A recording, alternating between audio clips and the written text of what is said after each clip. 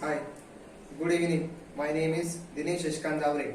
Today we will be discuss about conditional statement in Java. As we all know, Java support usually logical statement from mathematics, less than or equal to, greater than equal to, non equal to, etc. We can use the logical condition to perform some different achieve for the different decision. Decision making in Java help to write decision for derive statement and execute the particular set of code based on certain condition. Firstly is if condition, if statement. The Java if statement is a must simple decision making statement. It is used to decide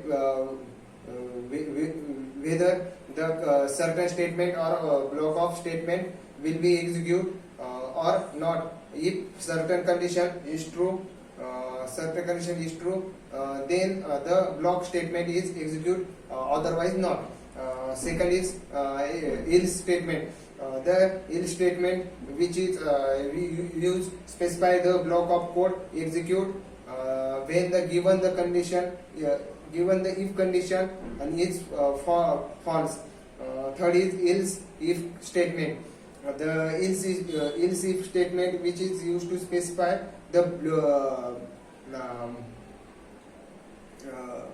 block of code or block of statement which will execute when the if statement is false. We can use more than else if statement is in the code. Fourth is switch. The switch statement in which use as many alternative block of code will execute, working for if else statement. The control, firstly is control fall into the statement. Second is false jump to the condition. Third is condition is tested.